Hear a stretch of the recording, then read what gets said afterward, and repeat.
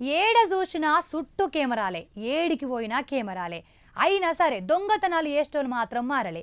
దొంగలు మారతలేరు, కెమెరాలు ఉన్నాయన్న భయము లేదు. జనాలు చూస్తారు, తర్వాత పట్టుకుంటారు అన్న భయం ఆయనతలేదు. గట్ల వేసింది ఈ అక్క కూడా. ఓ పారి చూడుర్రి. ఓ ఎడిటర్ అన్న, ఓసారి విజువల్ అయ్యే. ఎండి బంగారం మస్తు పిరమైంది. ఓసారి ఇంత తగ్గితే అటెంక అమాంతం పెరుగుతాంది. ఇక అటీ టూగిసలాడే ఎక్కిరిత్తన్న దీని గోనాలంటే భయపడతాండ్రు జనం. కానీ గీ అక్క ధైర్యం చేసి ఎండి కొనేదందుకు పోయింది. కొంటే 1000 రూపాయలు, కొట్టేస్తే పుక్కట్లత్తది అనుకుందో ఏమో గాని అచ్చి వెండి గొలుసులు చూసినట్టే చూసి కొట్టేసింది.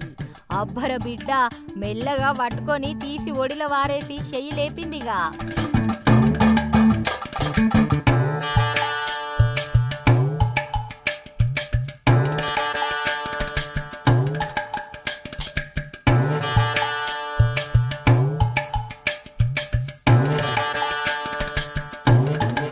ఏ కన్ను చూడదనా ఇంత మిడిసిపాటు అన్నట్టు ఎవ్వరు చూడరు అనుకుంది కావచ్చు.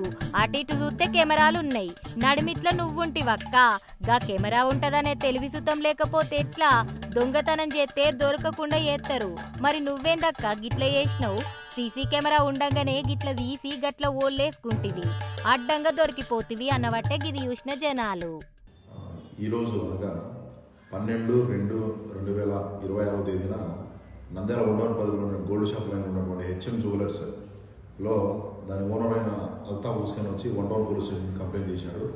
దానిలో విషయం ఏమంటే, ఒక ఇద్దరు లేడీస్ వచ్చేసి గోల్డ్ షాప్కి వెండి పట్టీలు కొనడానికి అని చెప్పేసి వచ్చారు. వచ్చిన తర్వాత షాప్ ఓనర్తో మాటల్లో పెట్టి అతన్ని డైవర్ట్ చేసేసి 2 జతల వెండి పట్టీలని దొంగలించడం జరిగింది.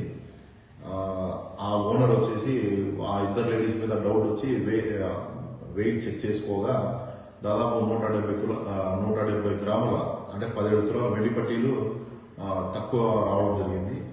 అప్పుడు ఆ షాప్లో ఉన్నటువంటి కెమెరాల్ని షాప్ ఓనర్ చెక్ చేయగా అందులో దాదాపు 17 తులాల వెండి పట్టీల్ని ఎవరైతే కొనడానికి వచ్చిన ఇద్దరు లేడీస్ ఒక లేడీ తీసుకొని తన ఒళ్ళో పెట్టుకుని వెళ్ళిపోవడం జరిగింది.